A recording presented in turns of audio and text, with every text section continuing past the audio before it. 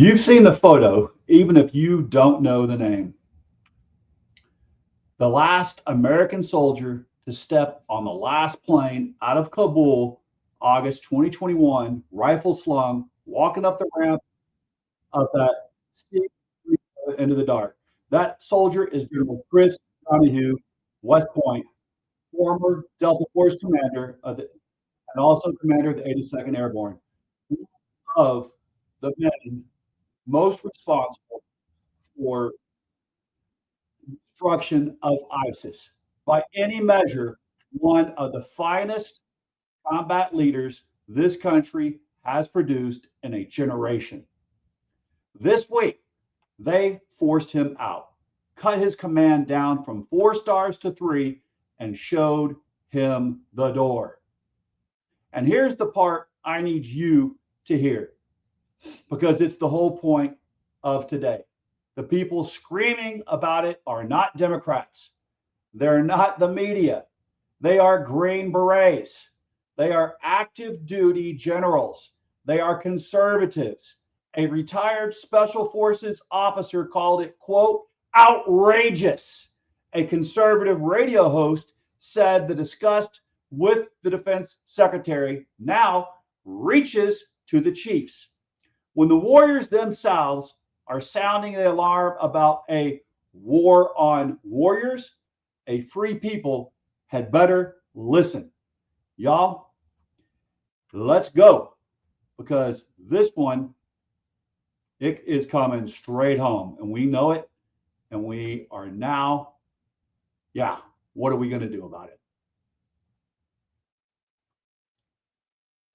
A Delta Force commander is kind of like if there was a janitor at a hospital, and that hospital got bought by some fat orange pedophile who decided it would be a good idea to make the janitor the director of the hospital. And then that janitor decided to start firing doctors because he knows better than the doctors. And then ultimately, that janitor decides to fire the leaf-cheed brain surgeon because he's not doing brain surgery right.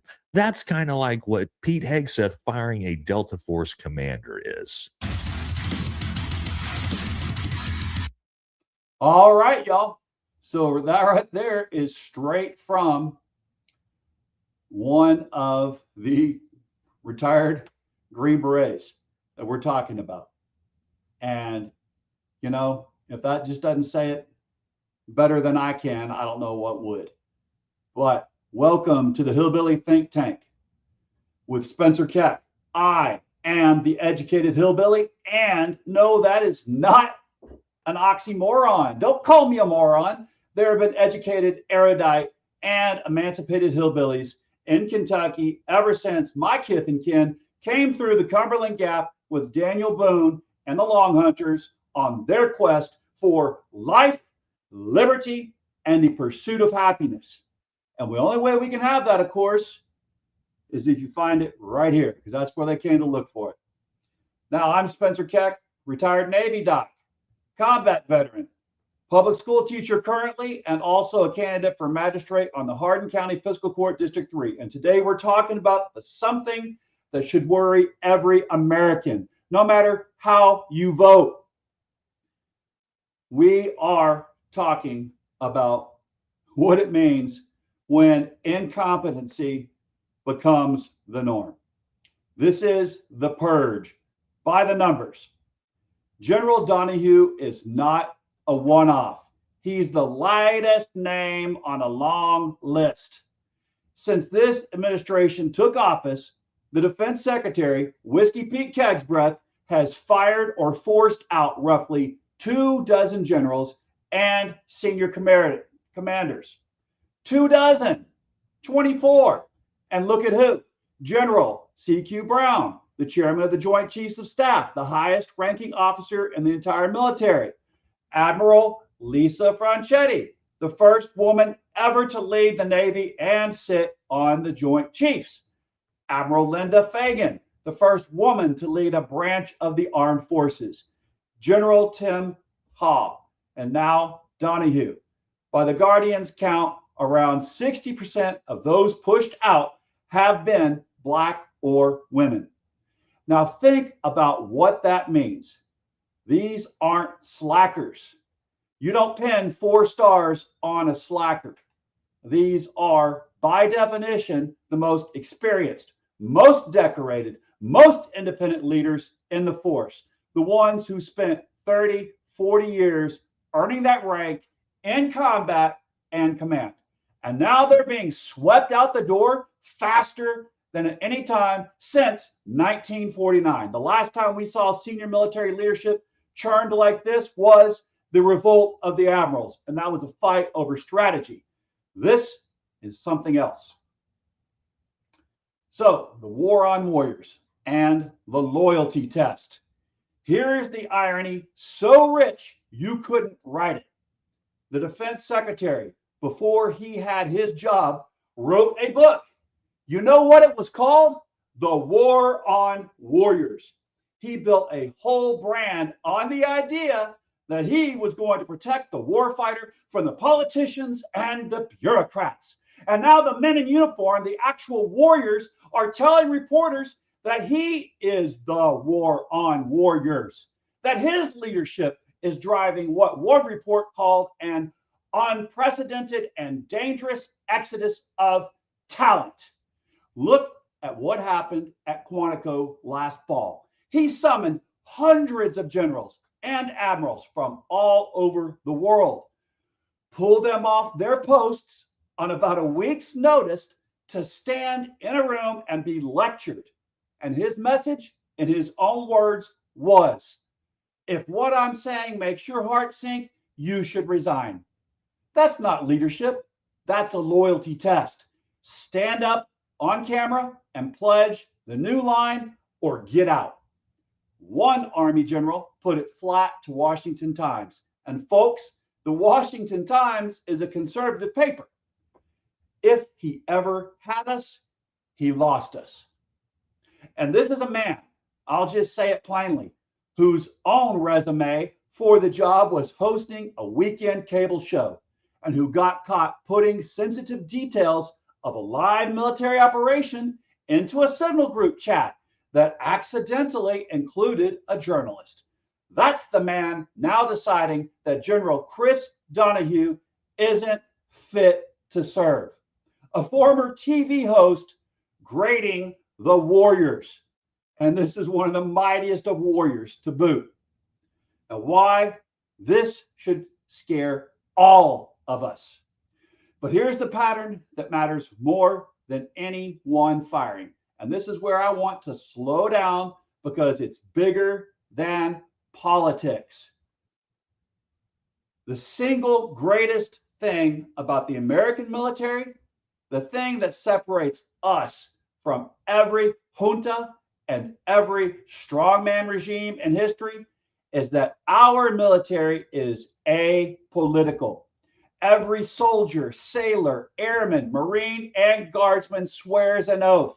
And that oath is not to a president. It is not to a party. It is to the Constitution of the United States. That is the load-bearing wall of this whole republic. The most powerful military on earth, and it answers to the law, not to a man.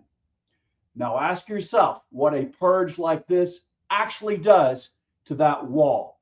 When you remove your 24 most senior, most independent commanders and you make loyalty the test for who stays, you are not building a stronger military. You are building a more obedient one. And there's a difference. And the difference is everything. Remember the context. at that very same Quantico gathering, the president stood up and talked about using American cities as training grounds for the military and called for going after what he called a domestic enemy and an invasion from within. So put the two pieces together: an officer corps being purged and restaffed for loyalty, and a commander-in-chief musing out loud about turning that military inward on American streets. You do not have to be a Democrat or Republican to feel a chill run down your spine at that combination. You just have to love this country and understand how republics die.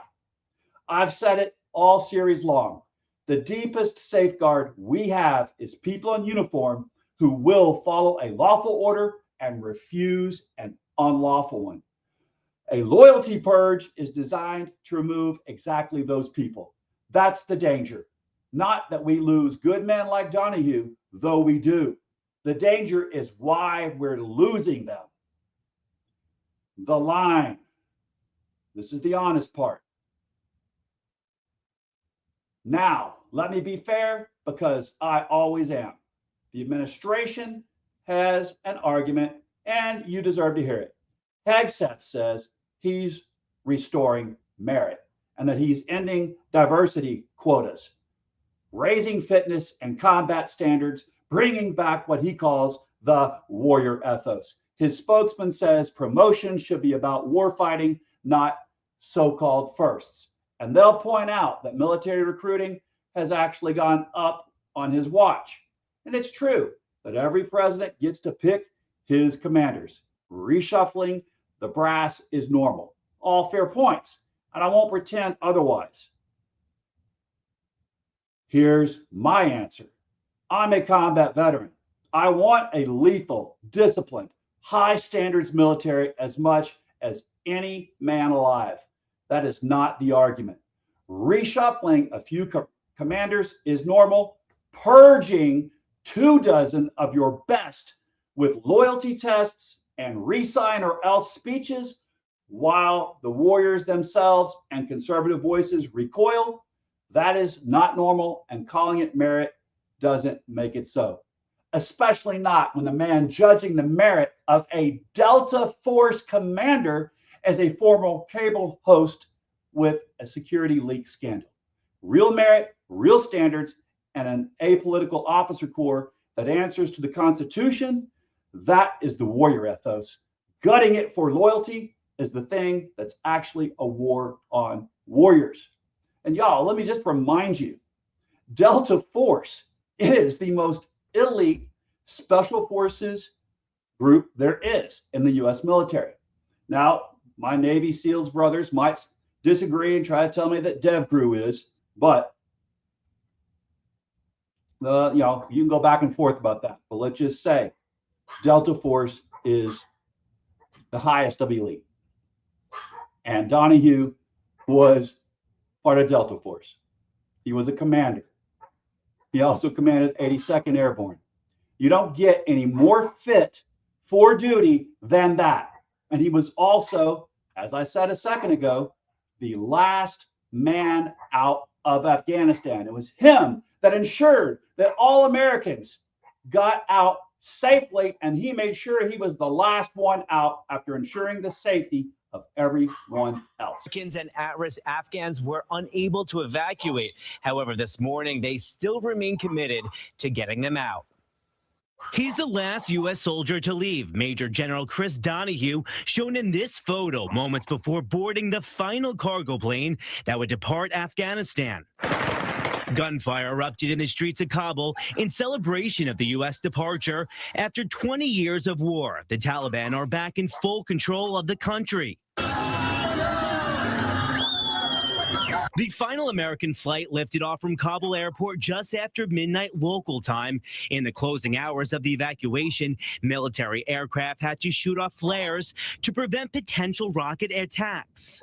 More than 123,000 people have been safely flown out of Afghanistan. That includes about 6,000 American citizens. But despite what's being called the largest airlift in U.S. history, the State Department says more than 100 Americans and likely thousands of Afghans were left behind. The Biden administration says it will hold the Taliban to its word that they will provide them safe passage out. We did not get everybody out that we wanted to get out. But I think if we'd stayed another 10 days, Louis, we wouldn't have gotten everybody out that we wanted to get out. The head of the U.S. Central Command, General Kenneth McKenzie, says it's the end of a bloody and costly war. All right. It's a mission that brought Osama bin Laden. As you see, he was the last man out of Afghanistan. And that is no small feat. It is something that we all should be proud of, and we all should recognize that is true leadership. True leadership demands that nobody be left behind in a place like Afghanistan when it's ending. And that's what he did. He was the last man to get on the plane and to get out. That is qualified leadership. So regardless of how Whiskey Pete Hegseth wants to sell this to us, yeah, this is not him making sure he has a warrior ethos. He is killing a warrior ethos when he pushes out a combatant commander, Delta Force commander that is highly lethal, highly disciplined, and way more brave than this armchair warrior Hegseth. So, regardless of how many loyalty tests they want, they are pushing out the competent and keeping incompetence in place. So I don't want to hear any more about him being anti-diversity, equity, and inclusion.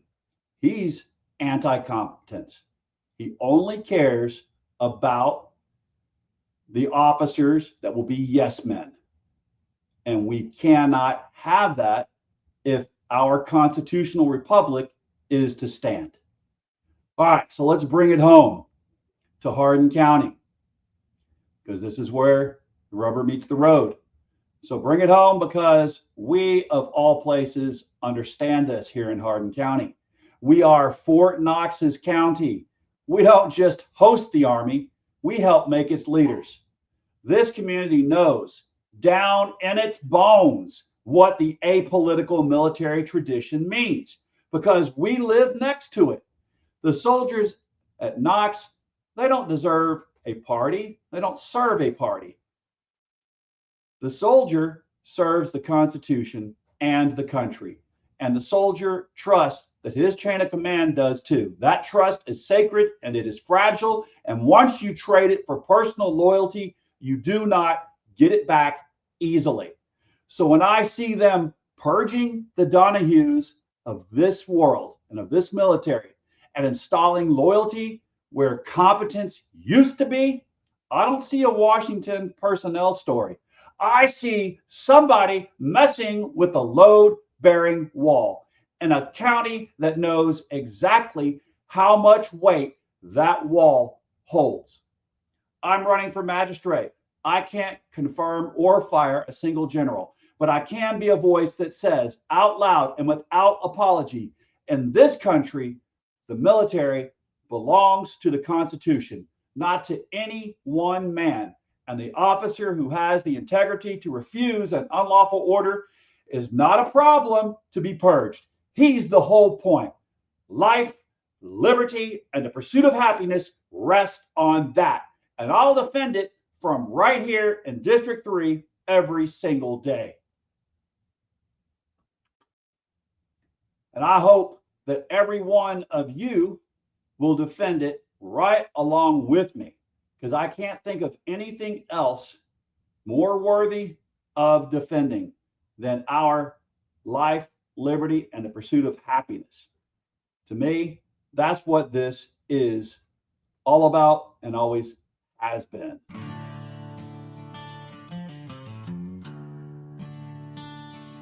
So, y'all, you've been listening to Spencer Keck, the educated hillbilly. And this has been the Hillbilly Think Tank. Come to a fiscal court meeting.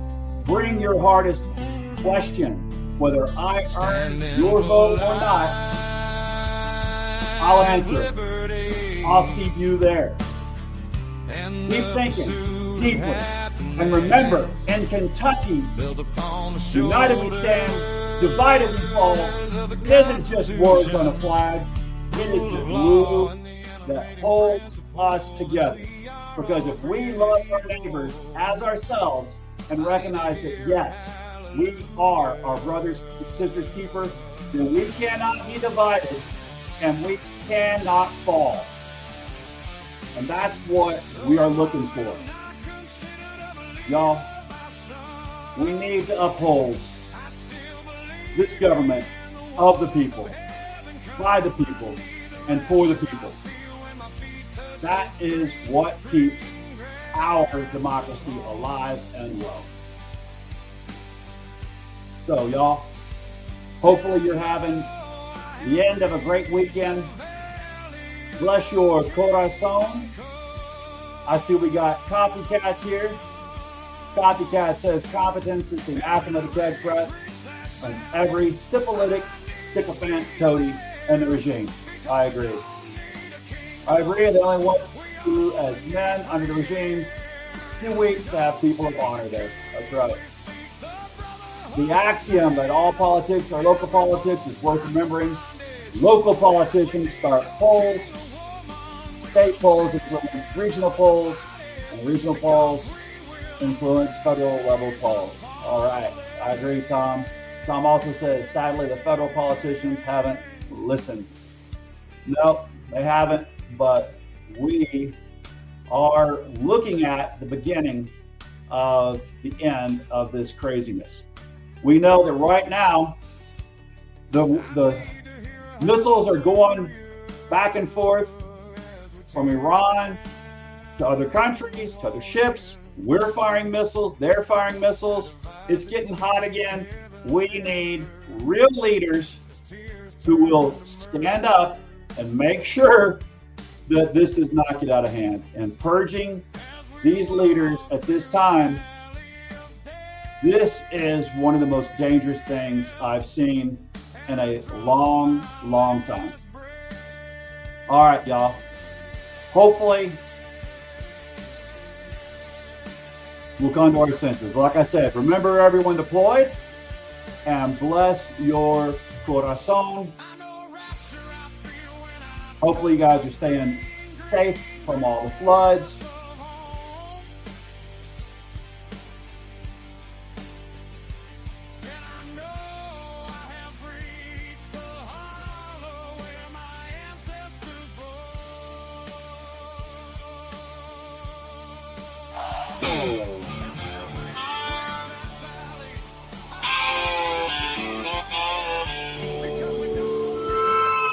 Standing for life, liberty, and the pursuit of happiness. Built upon the shoulders of the Constitution, rule of law, and the animating principle that we are all created equal. I need to hear a hallelujah, though I'm not considered a believer by some. I still believe in the warmth of heaven come. I need the rapture I feel when my feet touch the green, green grass of home. Then I know I have reached the valley of kingdom come. And when I reach that valley, I need to see you there. Because we don't need a kingdom, we only need free air.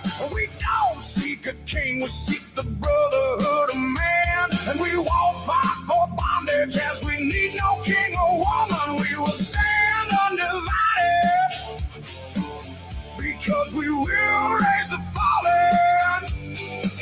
Now I need to hear a hallelujah as we tear down the wall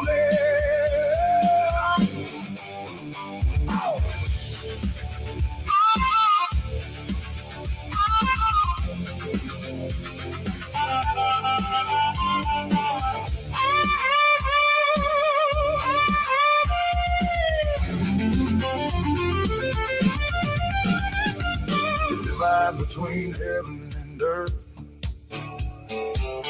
As tears turn to mirth, as we walk through the valley of death, and I draw my last breath, I know rapture I feel when I touch the green, green grass of home. Then I know I've reached the hollow where my ancestors roam.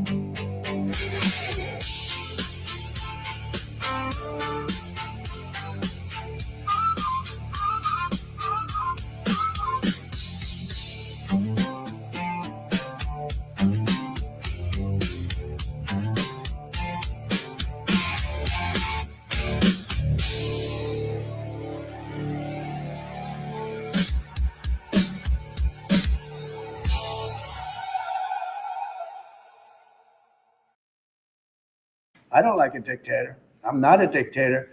I'm a man with great common sense and I'm a smart person. And they say, we don't need him. Freedom, freedom. He's a dictator. He's a dictator. A lot of people are saying maybe we like a dictator. Well, y'all, sure we don't like a dictator. That's not what we're looking for. Y'all have a good one. Beans shipping cross country in refrigerated trucks. And third, they take all that cooked than modern bush beans. In the 50s and 60s, convenience became king, and TV did it. Stoking overnight got made old-fashioned means it actually works. Your great-grandfather didn't grow salad runners because they were tender. He grew them because when the bank foreclosed on farms across the